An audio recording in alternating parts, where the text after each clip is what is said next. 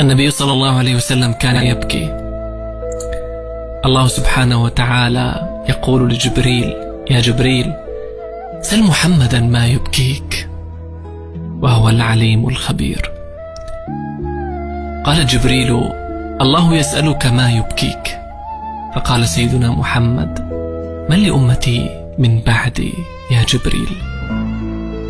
قال: إن الله يقول لك: لن نسوءك في أمتك أبدا، ألا ترضى أن تكون أمتك ثلث أهل الجنة؟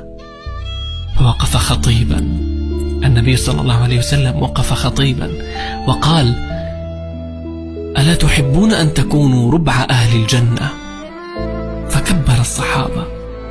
من بين كل هذه المليارات أمة محمد الربع ستكون في الجنة.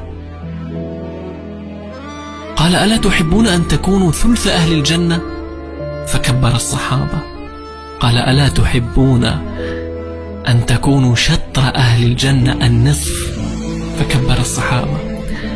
قال: أهل الجنة 120 صفا، وأمتي 80 صفا. قال: ولسوف يعطيك ربك فترضى. قال: يا رب، لا أرضى وواحد من أمتي في النار. الله سبحانه وتعالى يقول: بشر أمتك أن كل من قال لا إله إلا الله لن يخلد في النار. فيغار الله على كلمة التوحيد في قلوب الموحدين، فيقول: أخرجوا من النار من كان في قلبه مثقال حبة من خردل من إيمان، فتخرجهم الملائكة.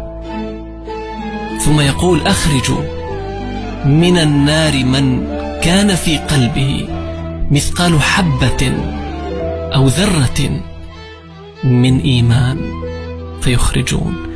أخرجوا من النار من دمعت عينه ولو قطرة، ولو مثل رأس الذبابة، خشية مني مرة واحدة. أخرجوا من النار كل من خافني في مقام. ثم يقول الرحمن الرحيم: أخرجوا من النار كل من قال لا إله إلا الله. فيخرجون فتصفق جهنم أبوابها.